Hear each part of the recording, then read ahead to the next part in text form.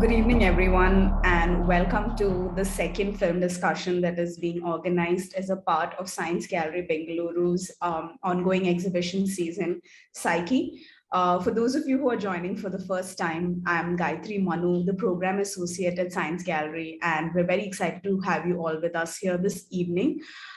Before we get into the program, I would just like to mention a couple of our upcoming programs over this weekend. Tomorrow at 5 p.m., we have Hamlet's Live episode 4, which is being performed by Satvik Mahajan. It is a part of our series on Hamlet's Live, and it's the fourth part of this of a six-part soliloquy series. So don't forget to check that out. We also have a lecture titled Me and My Markov Blanket, Sentience and the Free Energy Principle by Carl Friston at 6:30 p.m. And with that, I take great pleasure in kicking off things for this evening. Our program for this evening is supported by DBT Welcome Trust India Alliance. And I am so excited to introduce you all to Nilita Vachani and Purnima Bhola. Nilita's film, Eyes of Stone, is being screened as a part of our film series at Psyche. So if you haven't had an opportunity to see the film yet, please do go and check it out. It's going to be available till 30th April. So Nilita Vachani is a filmmaker, writer, and educator from India who now lives in New York. She has produced, directed, and edited the acclaimed award-winning documentaries Eyes of Stone, Diamonds in a Vegetable Market, and When Mother Comes Home for Christmas. She was the recipient of Asia Media Foundation's inaugural prize in investigative journalism in 2016. Her novel Homespun won the Forward Choice Fiction Award in 2008. She is adjunct professor at Tisch School of Arts, New York University, and the Asian School of Journalism, Chennai. And in conversation with Nilita this evening is Purnima. Purnima Bhola currently works as professor at Department of Clinical Psychology at the National Institute of Mental Health and Neurosciences, who we are very proud to have partnered with for this exhibition season. Her key research interests include youth mental health and suicidality, psychotherapist training, and development and personality dimensions and disorders. She has recently authored a book, Reflective Practice and Professional Development in Psychotherapy, published by Sage. Eyes of Film is a very interesting film about possession and healing shot in the interiors of Rajasthan at the temple of goddess Bhankya Mata, who is legendary for her sway over the spirit world. It follows the life of 19-year-old Shanta, who has been seen as to be possessed. And it is a very interesting film in the way that it goes through and shows us her life, but also explores how women often find ways to circumvent the ways in which patriarchy often exploits and oppresses them. With that, I would like to hand over to Nilita and Purnima to begin the conversation for this evening. Over to you both. Thank you, Gayatri.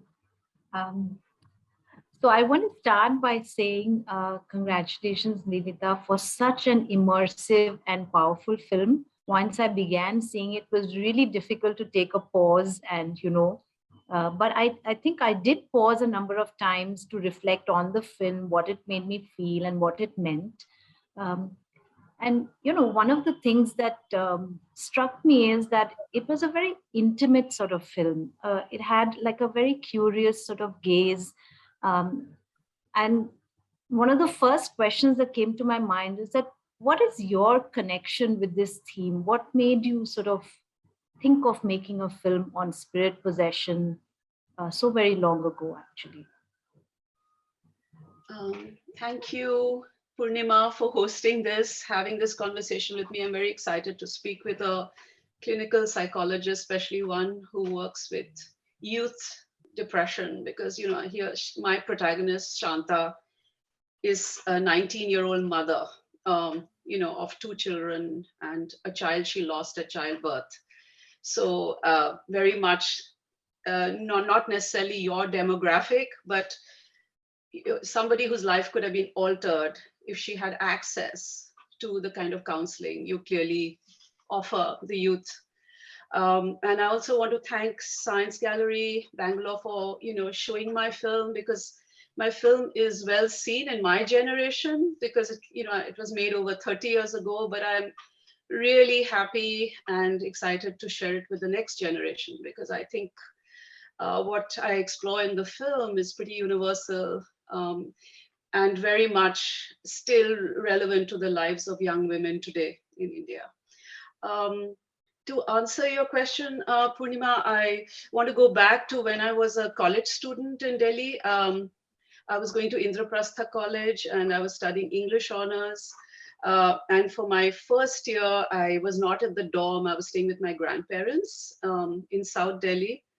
And at so we had this was a big family house, and they had a whole lot of caregivers, servants who lived at the back of the house. So our cook, Parvati, had a daughter who was the same age as I was, Puri. And it was remarkable how our lives were so different, because all I was expected to do was to go to college and study and do well. And she, of course, had a whole lot of household chores to do at home while I was in college. And what really affected me deeply was that this young woman would just get transformed periodically as the bhoot would get into her. So that was what we were told, that the bhoot has got into her. And this, extremely compliant, docile young woman would suddenly become this raging maniac. She wouldn't bathe, she wouldn't dress properly, she would abuse, and this kind of male guttural voice would come out of her. And then, she would be locked up for days. At the back of the house, some shaman would come. And once I witnessed this, they would just tie her up and then beat her with sticks and stones and throw holy water on her, and she would just scream. And I couldn't understand how this girl I knew could transform into this kind of being, unrecognizable being. So it really affected me very deeply. And I tried to, speak to my grandparents about it. And their attitude was just, they are superstitious. These people are superstitious, and there's no way you can understand this. It's not rational. We don't want you mixing with them. So there was this kind of divide in everywhere. There was a divide between Puri and me, but this divide was also established at home, that I had no way of understanding what she was going through.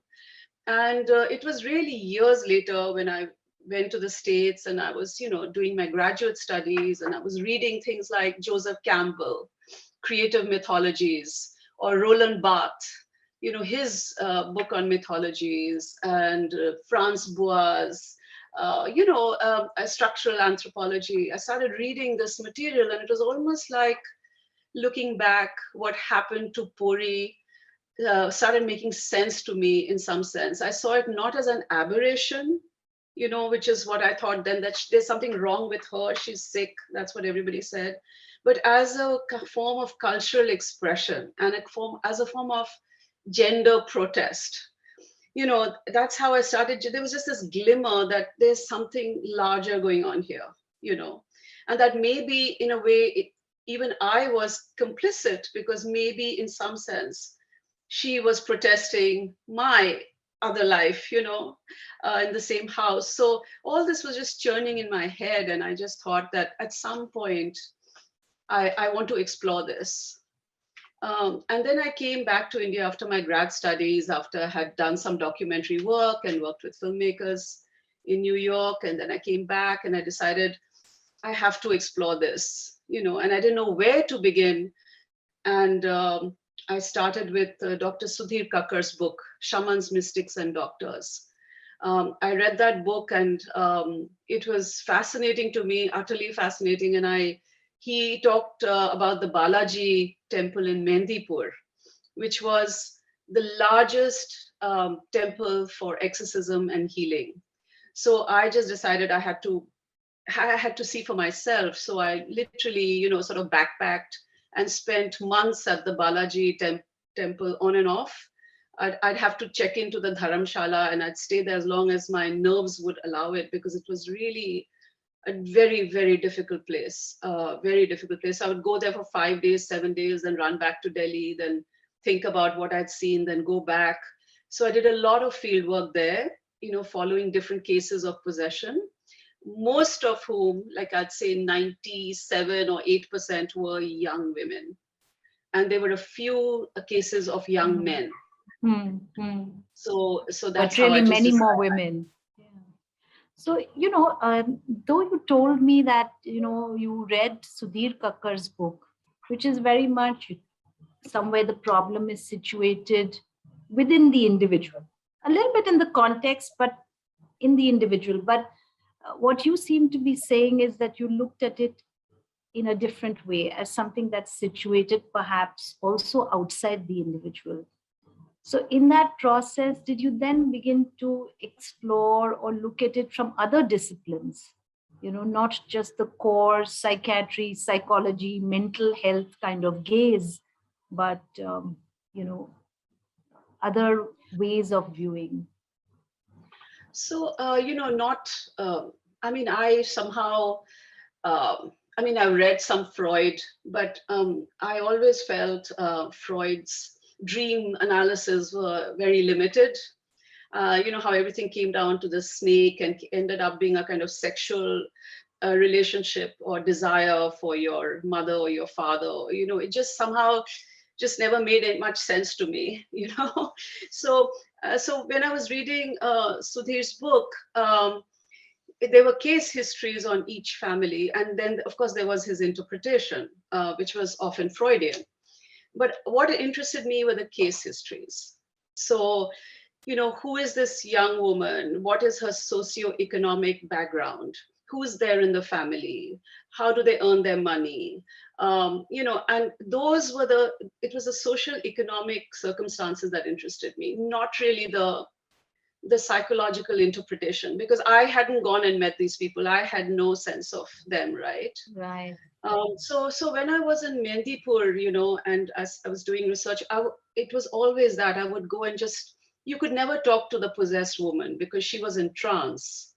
But I'd go talk to the family members, the husband, the brother, the mother, the father, like, where have you all come from? How long has she been ill?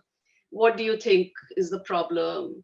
And therefore try to get a sense of what the power structure is in that family. And invariably there were these patterns that emerged. And in fact, it was so interesting to me because the few men who were there, I also included them because I was interested in why this man is there. And it was always the younger man, the younger brother. So it was always the dispossessed brother, the one who was not inheriting the property, the one who was in charge of the business, the one who was not listened to. The dispossessed would come there and become possessed and, demand the attention. It's so interesting that you said that, because one of the first lines that I wrote down for myself when I watched your film is, and I have it here, I've written, often it's the dispossessed that are possessed. And, you just said the same thing. So I think that came through so strongly that that's the way you're looking at it.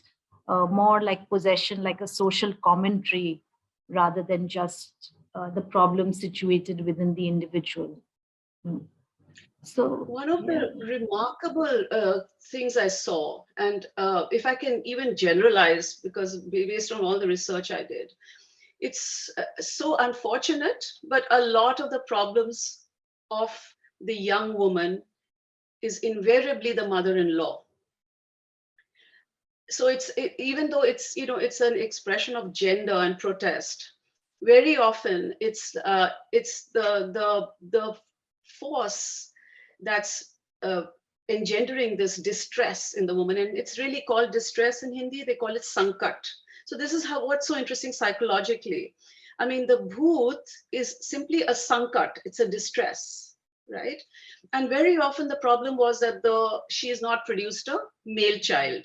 Either she hasn't produced a child, she hasn't produced a male child. And so, of course, the blame never goes on the husband.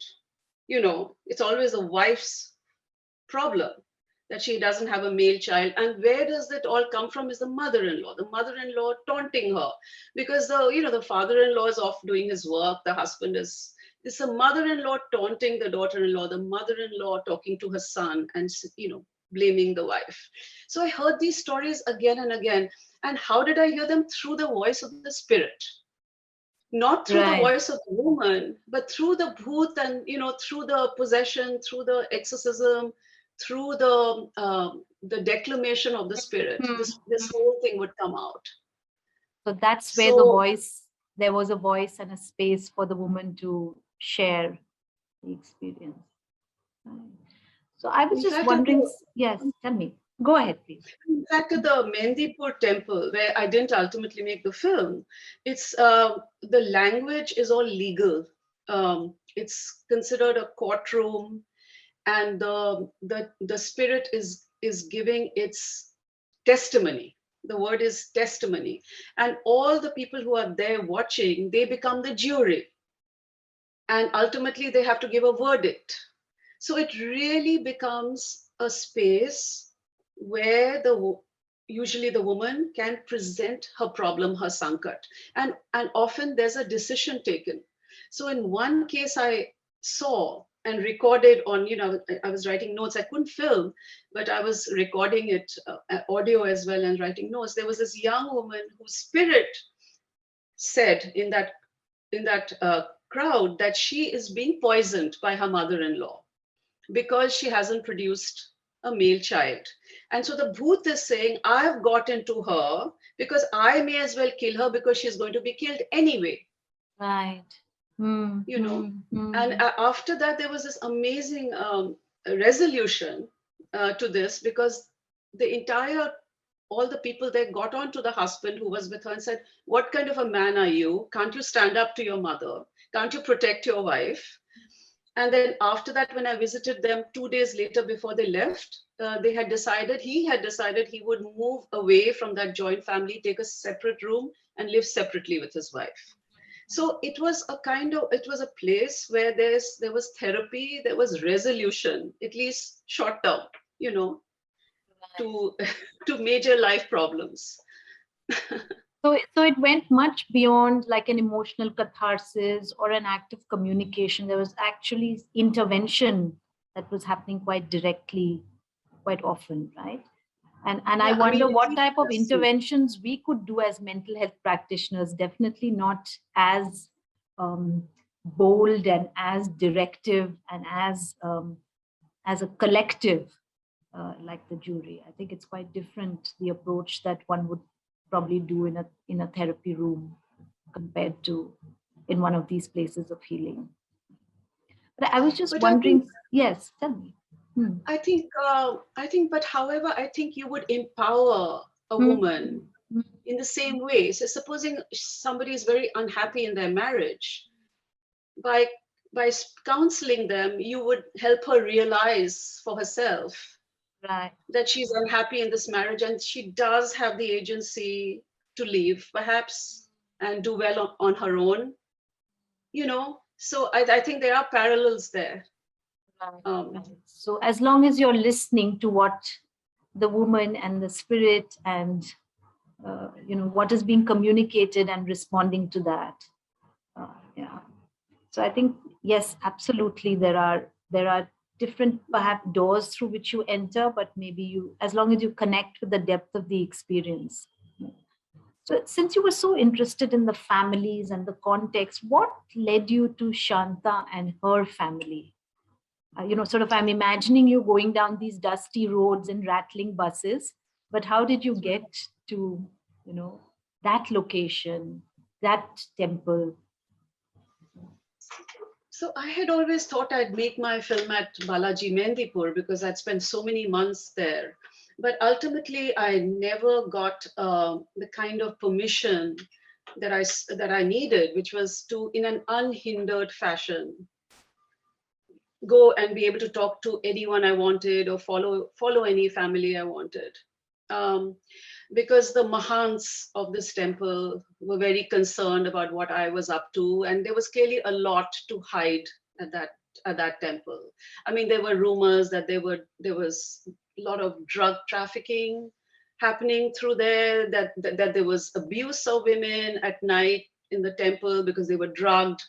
I mean, I didn't see anything like that, but I mean, I wasn't allowed, I was not allowed to many spaces. So I realized I was not going to, it was not a good place to make the film. I would not have the permission. So then I kept looking at traveling and going to other Sufi shrines and temples.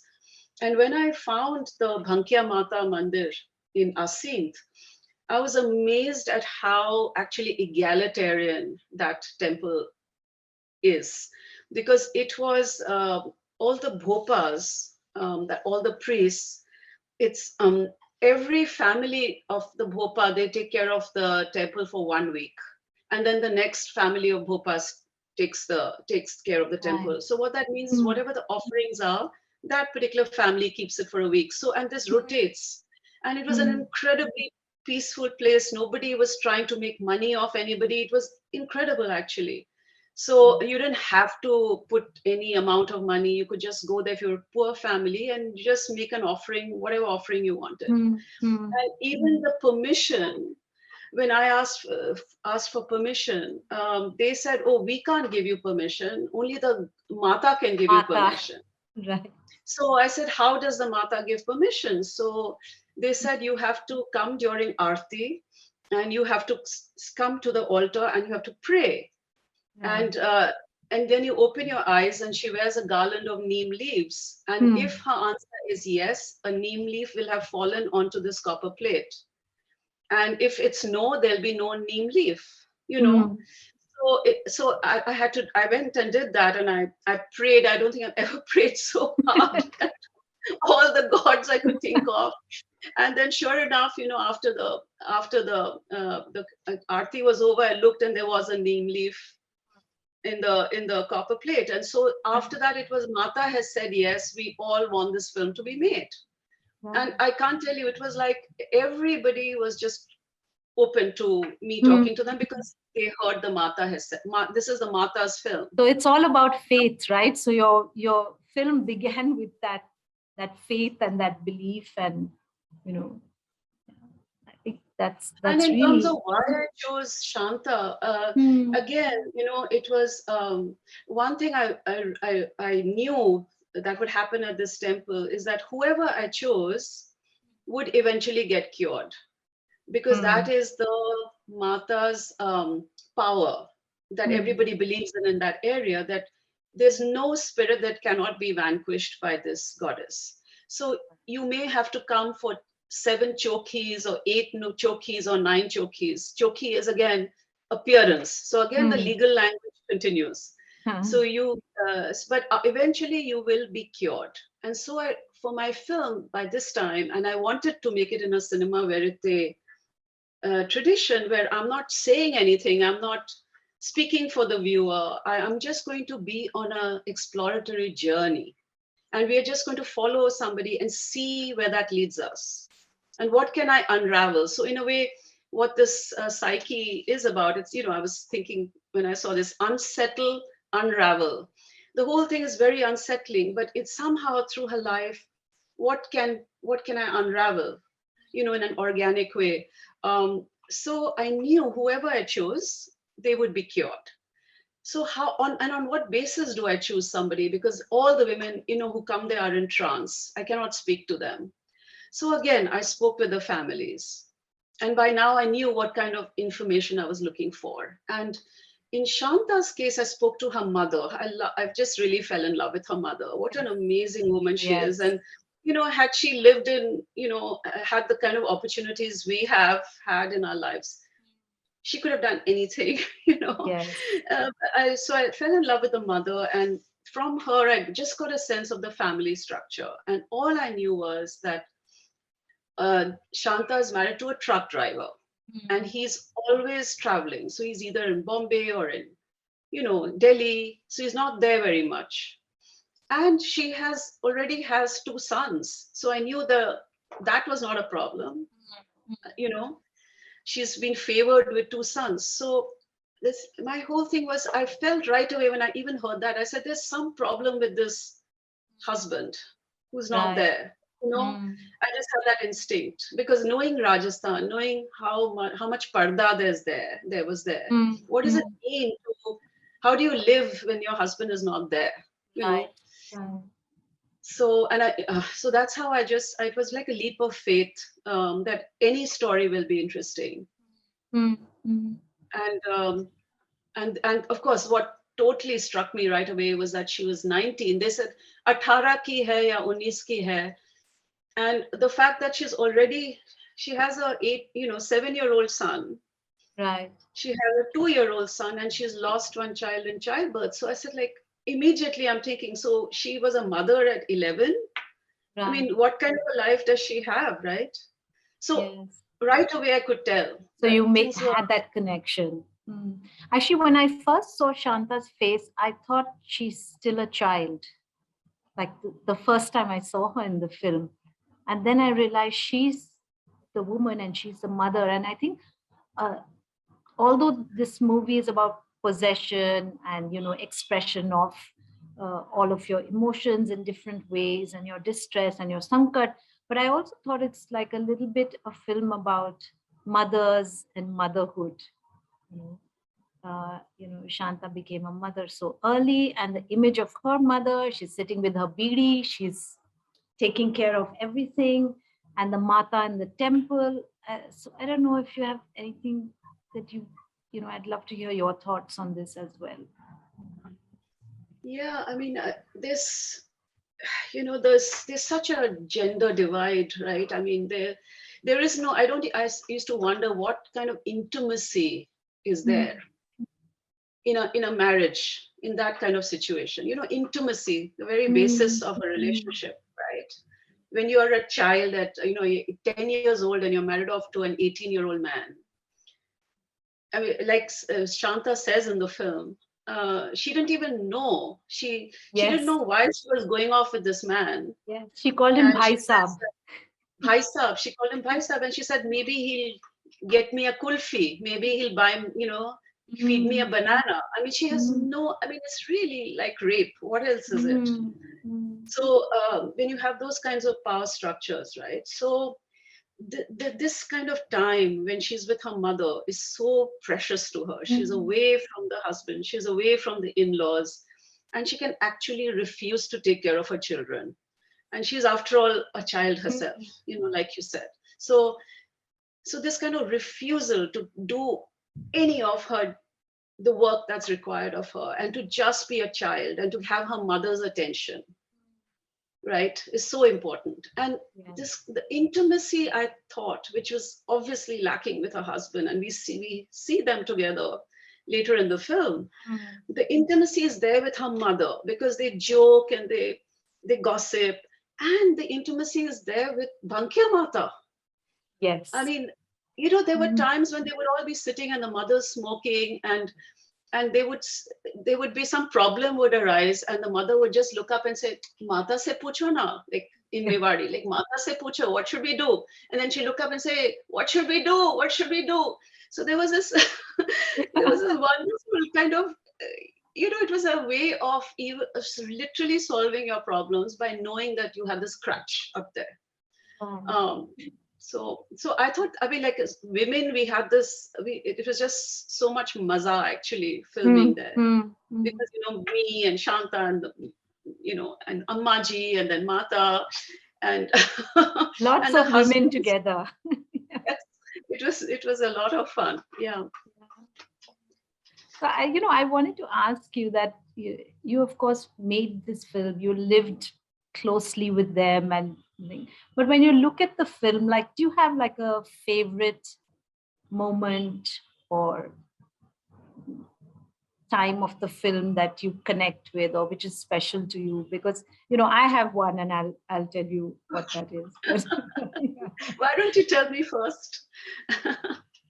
So I think there are lots of little moments, like the time when Shanta said that she asked her husband for a kulfi, or little moments. But I think at the end, um, when she meets her husband again, and then she goes into that very magical trance where she says so many things, so fast. so clear, so articulate, like all of her things. And I felt in a way like that time she was speaking for herself. So to me, that Do was you very do you powerful and mean unexpected. do you mean the scene where she's talking to me, or the scene where she's No, where possessed by the? she's possessed and she's telling the husband what all she needs and what he's not doing, and so many, Right. many things. Right, So right. No, that was the kind of most, I think, the most miraculous scene. yes, I mean, we managed to get, I think there are two in the film that, yes, and one, that's one, and the other is the interaction with her husband that I end the film with. yes, with the And yeah. that's the thing with this kind of filmmaking is Mm, I can never really anticipate mm, what's going to happen. There's mm, certain things I can anticipate because there's a ritual. They're after all following a ritual. So I know she's going to go to the temples mm, next Saturday and she'll spend the night there. And I know she'll get into trance. And I know, and I've seen the ritual enough to know what will happen ritualistically. mm, But mm. what I had never anticipated were, of course, those two scenes in any shape or form. And this scene is amazing because at this point she's cured and she has to go with her husband. And the only way she can, her protest now is that she has empowered, this is the, again, what the temple allows. Once you have been possessed and the spirit has been thrown out of you, then your body is pure and Right. only the goddess can enter you. Mm, So that's again part of the ritual, part of the healing ritual. So that she yeah. can, the goddess has now chosen to possess her. So through her Oh, body, she can right. address her husband. Mm, And so when you think of resolutions, again, mm, right, changes that you can make, this is the pathway for her to make that change. And the goddess makes it happen by saying, why did you, I know you have eaten meat, I know you have drunk mm, alcohol, mm, and you have chosen a place for her to stay, which she hasn't even seen. right. You know, it's the goddess saying all these things. And so he actually listens. And he makes it right, or at least he says he will. He Yeah. doesn't, of course, as we Yeah, see in the next I scene, because know. there she is. But at least he's like begging forgiveness, and Mm, he's been shamed by the goddess. right. So that was just utterly fascinating, and we are very lucky we got that scene, and that's because Yes. this was pre-digital. It wasn't like we could just keep rolling. We had Mm, so little film. yeah. It was just that I had a very, very strong intuition that something Mm, would happen. She was so upset that day mm, because her mm, husband had come home and the mm, way he had talked to her, she was so upset. And I could tell from her body language that she was just taut and tense. mm, So I mm, felt something was going to happen.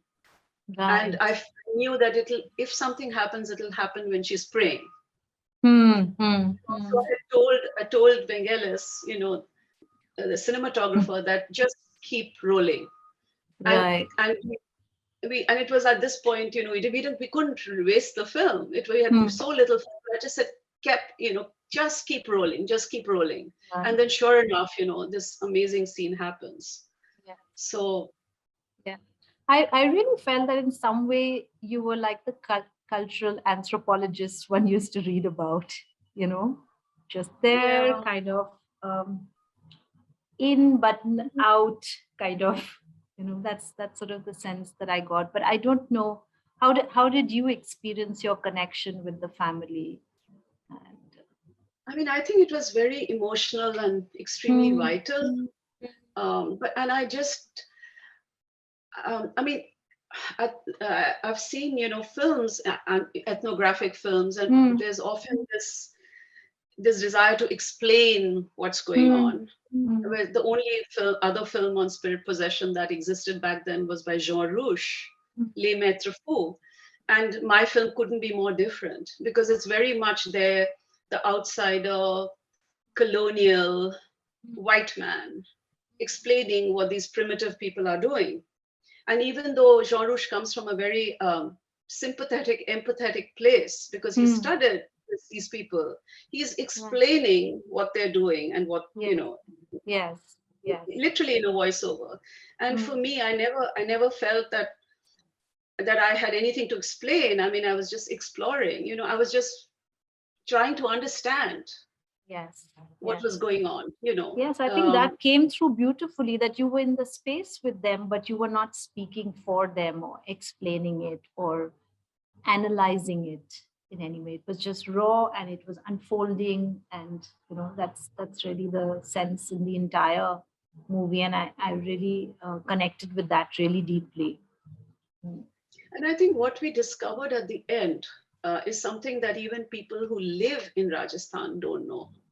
That I don't want to give the film away for people who haven't seen it, but the kind of very astonishing disclosure that's made at the end of the film, Yes, in that scene with the husband, yes, is something that literally people did not know happens, but it happens routinely.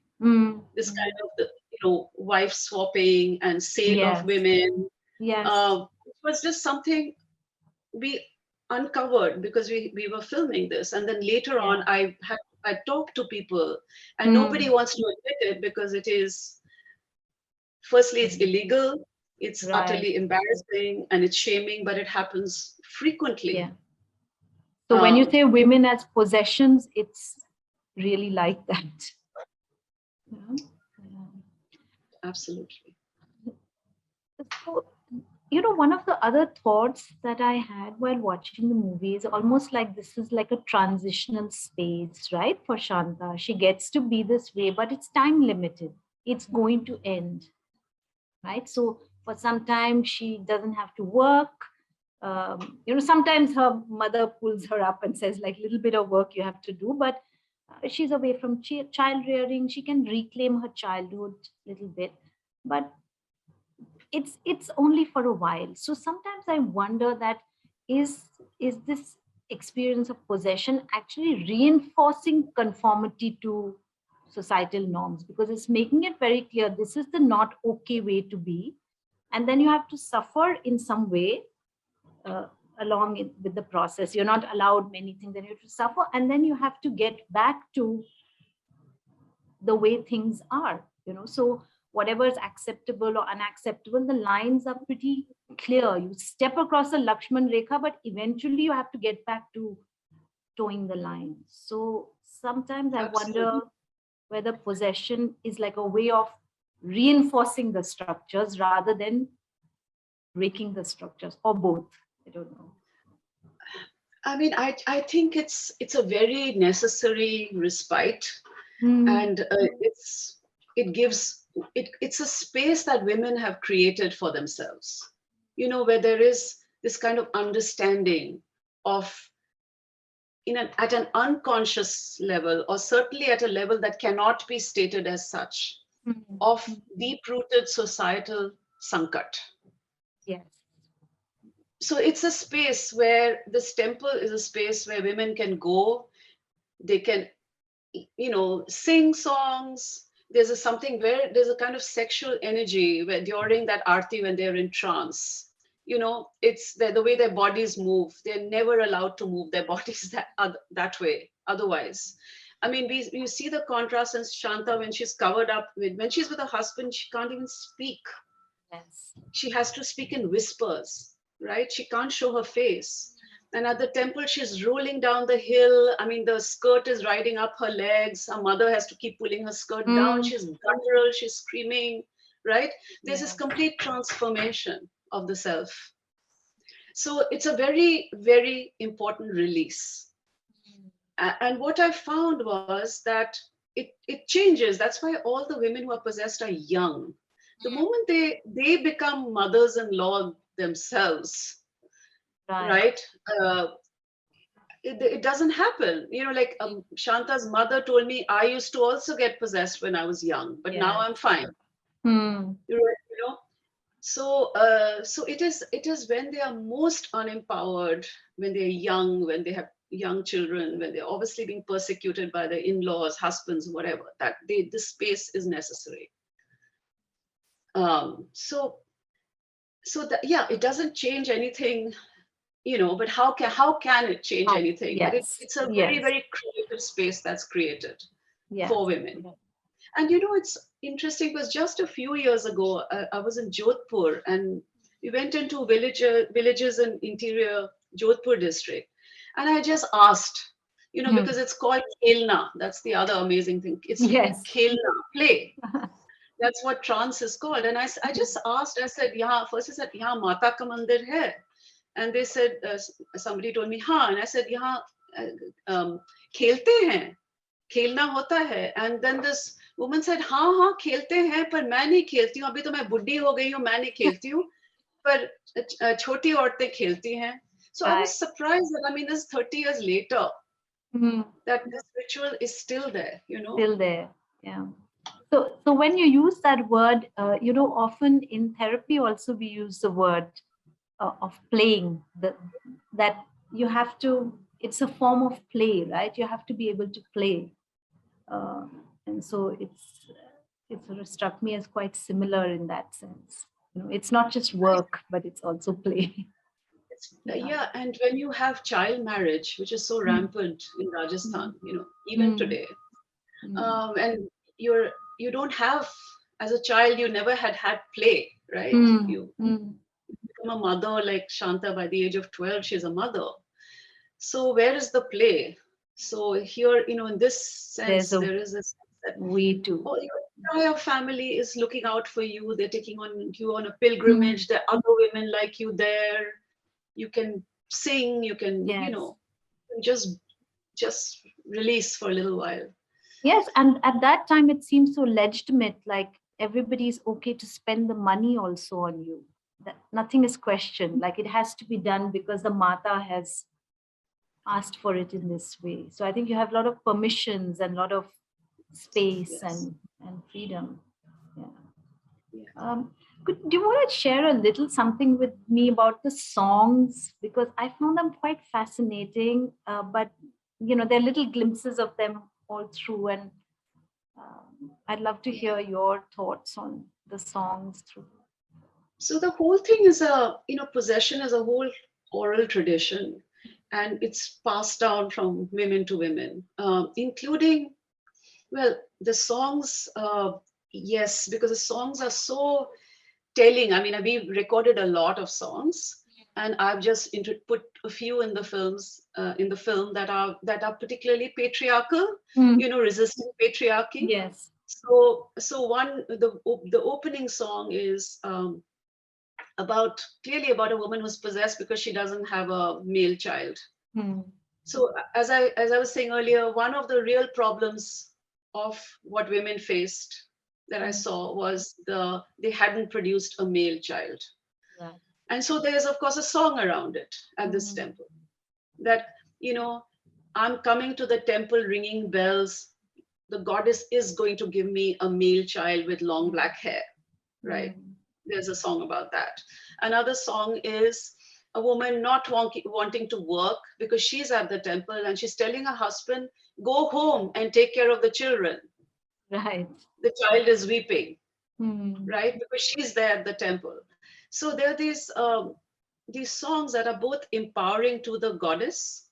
They're songs written for spoken Hmm. to the goddess and Hmm. for themselves, and all expressing really anti-patriarchy sentiments. Yes. And this again, I mean, I would ask, what is the history of this song? And people would say, oh, it's just sung here.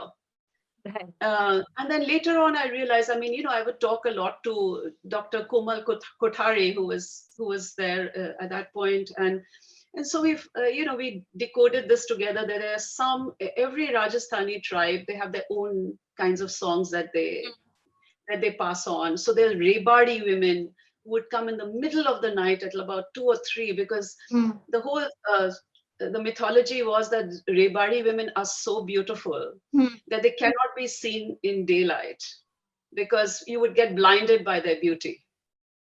So of course they would come in the middle of the night, 2, 3. There's a scene with them singing in the doorway, and the song. This was a song that the Rebari women had passed down.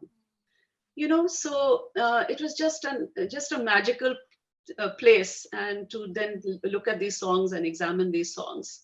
But the other thing I should mention, Purnima, is that even the language Hmm. of possession, Hmm. is actually a speaking tongue. Okay. It's not something. We had a Mewari translator with us throughout. He couldn't understand it. And they kept saying, oh, it's the Mata ka language. It's the Mata's language. So what is the Mata's language? Everybody there spoke Mewari, but this was not Mewari. So what was it? But they could all understand. All the women could understand it. Right. And while we were actually shooting, Gopal Acharya, who was our translator, he kept saying, I don't understand why can't understand this language. And then he realized it was a code. And that what he had to do was to subtract the third syllable. Oh, really? Oh, like how we used to speak P language in school or something like that. Yeah, so it's actually speaking in tongue. If you deducted the third syllable, then it became crystal clear what they were saying. And so he literally, while we were on the shoot, one day he just discovered this, and then he took the whole transcript and just kept canceling out that syllable, and then we got the meaning. So that's how I translated it then. Oh, I also so interesting. Yeah. Yeah. So I also translated it in rhythm and poetry. Right. Yeah. So secrets passed down generations, right? It's something like that, really. And so in a way, you can see your film or like a protest movement or an act of resistance or something like that. Absolutely. That's how it is, an act of resistance. Yeah, I think that that's just wonderful. One scene I couldn't catch it because again, in something like this, things are happening all the time and you're lucky to film it or you're not. And in that time with 16mm film, like I was saying, we didn't even have that much film, But there was this thing I saw, but I couldn't, we didn't film it, was that when Shanta was in trance and her little niece, so her brother's daughter, who's there in the film, that little girl, she's like watching Shanta and then she starts getting Dora and she starts speaking the mother's language.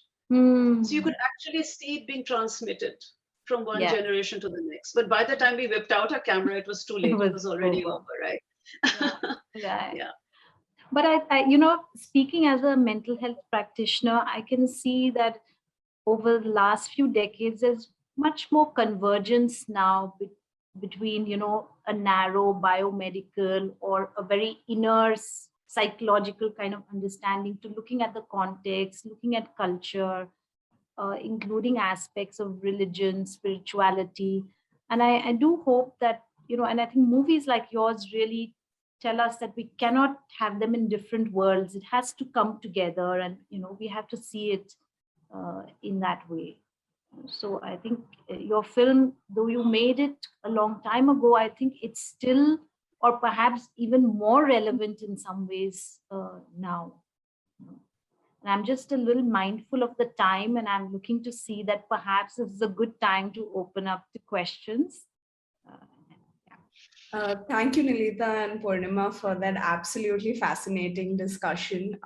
For all those who are present with us, please do post your questions in the Q&A box, and I'll pass them on to both Nilita and Purnima. But while we wait for a couple of more questions to come in from the audience, Nilita, I thought I could ask you a bit about, there are some scenes in the film where you ask Shanta if she remembers any of her episodes. And she says she doesn't. So as a filmmaker who sort of comes from a different background and who's trying to tell her story of this person who doesn't remember these episodes, which makes sort of a big chunk of the film, how do you sort of approach, telling of the story? I'd love to know. Yeah, so I mean, that first interview or conversation, I tried to get a sense of exactly as you put it, like, what does she remember? When she has a Dora, what does she remember? And she says, of course, she remembers nothing. And that is actually very crucial because, I mean, if you think about all these women, they're actually now behaving very badly, right? To put it baldly. They are being abusive. they're not covering themselves, they're not taking care of their children.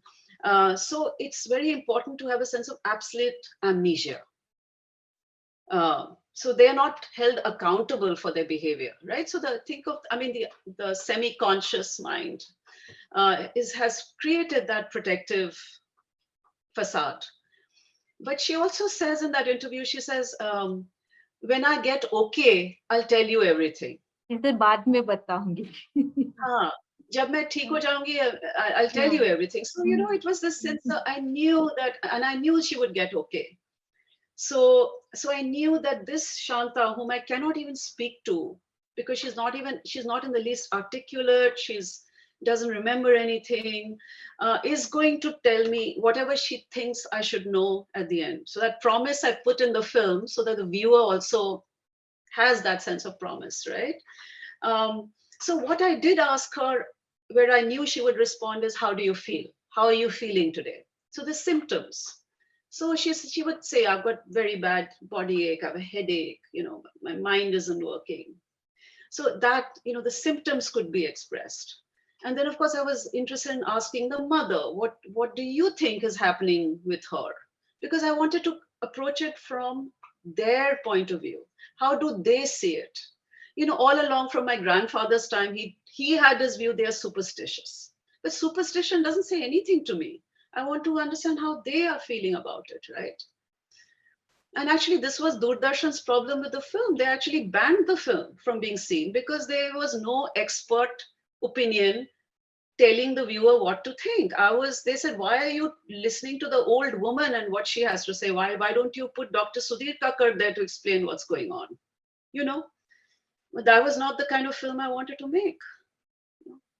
I think that's remarkable that, you chose to instead make the film about Shanta and, chose to be this observer who would, of course, ask very interesting questions. Like I remember in that scene with the husband, for example, for a second you're taken aback and are like, is he joking or is he serious? And I think that also reflects perhaps the different views that people have about gender and marriage, despite us belonging to this large landmass that's called India. So that was very interesting, Nalita, to see how you chose to capture and show that story. And that leads me to my next question as well, which is looking and gaze in the film, right? Because the film is not only called Eyes of Stone, but she says that the dakin or the witch enters my body when she gazes upon me, and upon the gaze of the goddess or the Mata, the spirit leaves. So when you consider this aspect of gazing and of looking, and you as a filmmaker are also performing an act of looking and gazing upon these people and showing their stories in a particular light, how do you sort of would you like to speak a little bit about this in your film? Very important point, Gayatri, that you raised. So the thing is, again, I'm thinking of this kind of dismissal of superstition, right, by, say, the Western elite in India. Actually, when you think of what Shanta and her mother are actually saying, it's really profound. Because what Shanta is saying is, it's not like the Dakan actually comes and gets into me. Because if she did, where would I go? She said she works through her gaze. And the goddess also works through her gaze. When the goddess looks at me, my sankat is relieved. So actually, you can see this, whatever she's saying, in very, very psychotherapeutic terms. It's a kind of transference of both your distress onto something else and the power to heal. You're getting that power from someone, And even the mother says later on, when I asked her I put that interview at the end, I said, so what do you think was wrong with Shanta? And then she says, oh, I don't know. I would have thought both, great, right? But she says, oh, I don't know. Only the mother knows. All I know is that the doctor couldn't fix her, but the mother can fix her, right? So it's a matter of faith, it's a matter of healing, but there's also a profound sense of sankat being not a physical presence inside you, but a form of distress. So, and the fact that it all works through the gaze. So, I mean, I just thought that was so beautiful, from the Bhankya Mata's eyes to of course the gaze of the goddess, the gaze of the darker, and yes, as you said, my gaze as well. And also, the mother saying that, all about opportunity. The mother saying that you are here making this film about us, but had I studied, I would have made it myself. You know, and really, so that is where we are at now. Actually, this is what so excites me about filmmaking today, because the cameras have become so democratized that now someone like Shanta can pick up her cell phone and make a film about herself. And millions of Shantas can do that, right? We don't need this person coming from Delhi or anywhere. They can gaze at themselves and tell their own stories, and they do. And that is incredibly empowering, right? Indeed, I think that's very interesting, Nilita. And when you were speaking about the mother, it also sort of is a great segue into my next question, which is addressed to Purnima. In fact, like Nilita mentioned, there are many instances in the film where she talks about, going to a doctor and seeing a doctor, and how there's so much like skepticism associated with that act. They think that the doctor is willing to let the patient die, but the goddess will not let her die, is what the mother says in one of the scenes. So, I don't know if you experienced this, Purnima, but this kind of skepticism around medicine, Western medicine in particular, that exists. How, as a mental health practitioner and as a psychologist, how do you sort of address this kind of skepticism? And do you think that if the film had been made, not 20 years ago, but today, would the attitudes of people have been a little different? Or what are your thoughts on these interactions? I can't say that I would think it would be dramatically different. I don't think things have transformed in quite that way. What I sort of took away from the film, like it is in psychotherapy, like even when you read psychotherapy related research, some of the key factors are hope, faith, expectancy about that is what is really important. And so even if I'm speaking to somebody who's not particularly sort of skeptical about this and aligned towards going to another healing space, I have to be sure that I can connect and generate those very powerful forces, right? So I think that whenever you work with anybody in whichever space, this idea of faith, hope, expectancy, building a connection, finding a common language to speak in, hearing what the other person has to say rather than having a ready-made box, I think those are critical, and they'll always be important, like 20 years ahead or 200 years ahead, perhaps. Yeah. And what I also see is that, you have a lot of unique programs like what we call the Dawa Dua programs, right? Which are now within these healing spaces. So you find some way of coexisting, connecting, and working together rather than in different worlds. Like, what Nilita, you said right in the beginning, that it was like we were in different worlds. We're looking to see how they can coexist. So I think there are many wonderful possibilities right now. And I think there are many unique ways. I just wanted to share one little thing if there's a bit of time. Sure. That, one is to look at mental health intervention just in a hospital or in a therapy room or whatever. The other is to look at it within communities. So just recently, I read about a very interesting initiative by an artist, Indu Anthony. This is a place called Namma Katte, which is like a adda or hangout or something. It's like a small shutter shop in a community in Bangalore, which is basically been created as a space for women to come and just be. There's a swing, and the whole space is decorated by things that they have, words that they have embroidered in different languages, and it's there. And there has been protest, there has been some resistance from people in the community who see this as a feminist rebellion. Like, how can women have space to just hang out and be with other women and not be working, taking care of kids or their spouses or whatever it might be? And I think this also is a mental health intervention. This is equally like an important space, like the temple where the movie was shot. So perhaps if we can begin to think like this, then we create, and then we don't have to have such strong forms of resistance. There should always be resistance, but maybe in different ways. And, you know, so. Yeah, thank you, Purnima, for that hopeful and very interesting answer. We have a question from Brian for you, Nilita, who says, in the beginning of this film, I think Shanta said, "My husband thinks I'm barren." Can Nilita tell us a little bit more about this? That's not Shanta who says that. That's actually a song, one of the songs that's frequently sung at the temple. And so I opened the film with that. So as I was saying earlier in my conversation with Purnima, that one of the major problems that women face in all over actually is the absence of a male child. And so there's a song that sprung up around that, and in this there's a song that, so when my mother-in-law says I'm barren, my father-in-law says I'm barren, my husband says I'm barren, so then addressing the god, you know, Bhankya Mata, only you know that I'm not barren.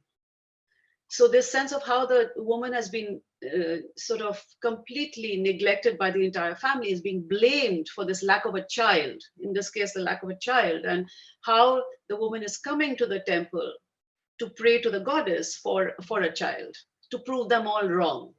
So this is one of the songs that is sung. So again, part of this oral tradition of resistance.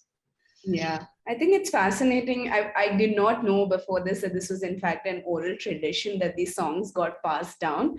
And these are things you can only find out when you actually get to have a conversation with the filmmaker. So I'm really glad that we had this opportunity to interact with you today, Nilita. And Purnima, thank you so much for engaging with the film, for asking such thought-provoking and generous questions. This has been a wonderful experience. Before we wrap up the program for this evening, are there any parting thoughts that you'd like to leave the audience with? I think I'd love Nilita to say something. The film also speaks a lot, so I would urge all people who haven't seen the film to definitely take some time to view it, to immerse in it, and maybe connect with it even more deeply after this sort of conversation. Indeed. I'd love to. Sorry, Nilita, go on. I'm happy to, just happy to end it right there. I think it was a lovely conversation. Thank you, Purnima, and thank you, Gayatri, for your lovely questions as well. It was an absolutely fascinating film, Nilita. And as you mentioned, something that's important for a lot of people in our generation to watch. Like you said, Psyche talks about unsettling, unraveling, and unthinking. And we have this sort of set template about what possession is supposed to look like, or what healing is supposed to look like within the mainstream media. But this film completely sort of turns those ideas on its head and challenges us to think a little more deeply about these questions. So thank you for making this fascinating film. And thank you so much, Purnima, for joining us this evening. If you all enjoyed watching the film and you enjoyed the discussion, please don't forget to share your feedback with us. There's a link to the feedback form in the chat box below.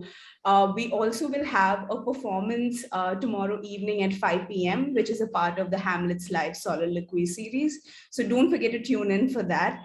And I would also encourage all of you, if you engage with the film, if you enjoyed this discussion, to sign up for a lecture that Jerry Pinto is delivering as part of Psyche. It's called Reading the Mind, and it explores narratives and lived experience testimonies about people who need certain kinds of mental health care. So I think that would be a fascinating lecture. So I encourage you all to attend that. Do visit the exhibition. We engage with the psyche through many, many different mediums. And, artists have done some brilliant work in showing their own perspectives and those of, perspectives of those who belong to their communities as well. So don't forget to check out the rest of the exhibition. Thank you so much again, Purnima and Nilita, for your time and for this fascinating conversation. We all hope you have a good weekend ahead. Stay safe and take care. Goodbye.